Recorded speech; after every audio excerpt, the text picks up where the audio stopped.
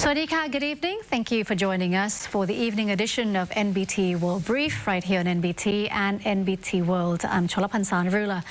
The Surasi Task Force seized unauthorized mobile signal transmission equipment along the KANCHANABURI border in KANCHANABURI yesterday. Major General Nathapong Asawinwong, commander of the 9th Infantry Division and the Surasi Task Force, directed the operation in coordination with KANCHANABURI Governor Waritha Sangwan-Sermsi. The mission followed the discovery of unauthorized cross-border signal activity being transmitted into Myanmar. A joint team from the Latya Task Force, the National Broadcasting and Telecommunications Commission, or NBTC Regional Office 1, and the local administrative officials inspected a private mobile base station in Nong Lu sub-district. The search was conducted under a warrant issued by the Thong Pa Phum Provincial Court. The inspection confirmed that the station had been transmitting signals across the border without a valid license from the NBTC. Authorities seized 4 antenna towers, 6 remote radio units, 3 lithium-ion batteries, and 3 power distribution units, along with related transmission cables. All seized items were taken into custody as evidence and transferred to investigators at the KANCHANABURI police station for technical review and legal proceedings. The NBTC regional office will forward its findings to its headquarters for further action, which may include the permanent dismantling of the signal towers in accordance with regulatory procedures.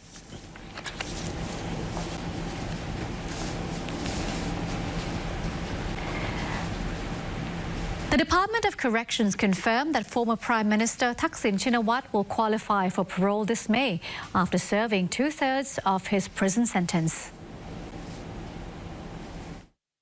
Officials stated that the release follows the completion of the required legal period for his 1-year term at Klong Prem Central Prison. The department clarified that the process strictly adheres to the 2017 Corrections Act and related legal regulations. This announcement aims to ensure transparency regarding the implementation of judicial sentences for all inmates. THAKSIN began his sentence on September 9th last year, following a ruling by the Supreme Court's Criminal Division for holders of political positions. His full sentence is scheduled to conclude on September 9th this year. Under Section 52 of the Corrections Act, inmates are eligible to seek parole after serving at least 2/3 of their term. Based on calculations under the Criminal Code, 2/3 of a 365-day sentence equals 244 days, or about 8 months and 4 days. The department noted that the former Prime Minister will reach parole eligibility on May 10th.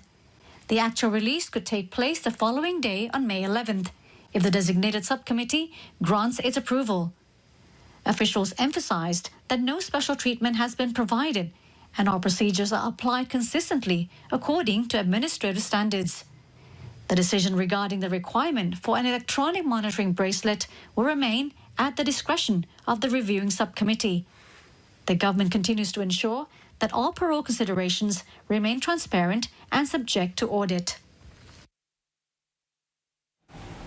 Thailand, Norway and Rwanda recently discussed cooperation to advance food security and combat transnational cybercrime. The bilateral meetings were held on the sidelines of the United Nations Human Rights Council in Geneva, Switzerland. The talks focus on proactive measures to protect the public from global scams and address emerging security threats.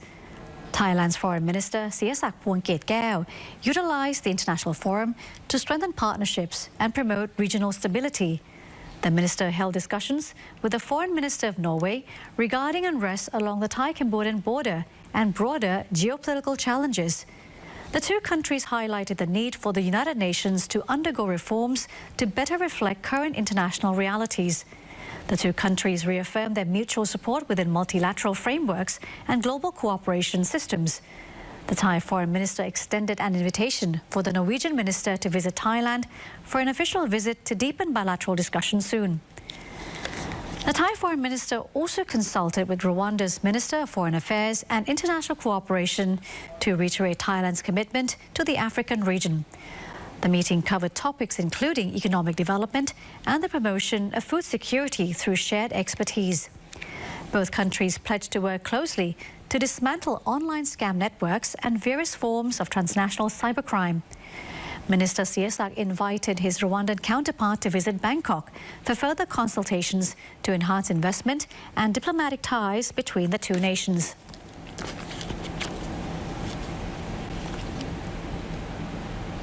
The Ministry of Natural Resources and Environment has intensified scientific testing and international coordination after arsenic contamination was detected along the Kok River. Permanent Secretary of the Ministry, RWANDA, said researchers from Mae Pha Luang University and Chiang Rai Ratchapat University found 16 residents with arsenic accumulation above national safety standards. RWANDA stated that the Pollution Control Department has been tasked with tracking the source of the heavy metal and providing regular updates to the public. Officials are working to ensure that the river remains a safe resource for local agriculture and daily consumption. Tests near the border showed arsenic concentrations at some sites approaching the regulatory limit of 0.01 milligrams per litre. Monitoring zones 011 and 012 recorded the highest levels during recent assessments. Officials believe part of the contamination may originate from sources outside Thailand. The government is currently working with Japan to gain technical expertise and watershed management support in coordination with upstream nations. According to the Pollution Control Department, preliminary tests of hair and nail samples identified 7 riverside residents with arsenic levels exceeding domestic benchmarks. However, when assessed under guidelines from the World Health Organization, only 2 cases may surpass international standards. Authorities have ordered additional urine testing to confirm the findings and ensure accurate health assessments for everyone in the affected areas.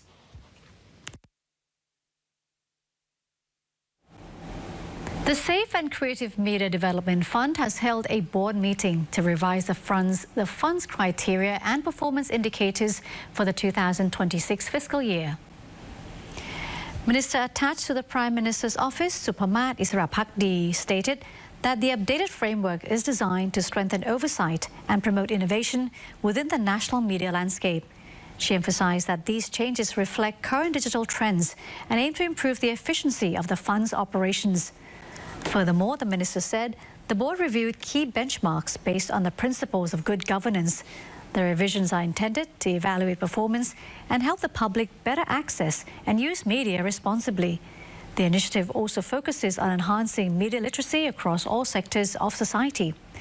Content creators will be supported by encouraging the use of modern technology to raise industry standards.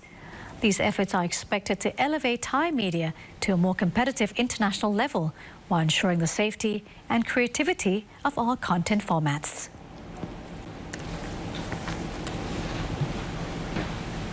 And that wraps up the evening edition of NBT World Brief. Stay updated with the latest developments right here on NBT and NBT World. For more stories, simply scan the QR code on your screen to access our full coverage across all media platforms. I'm Cholapansa Narula, signing off now. Swadee ka.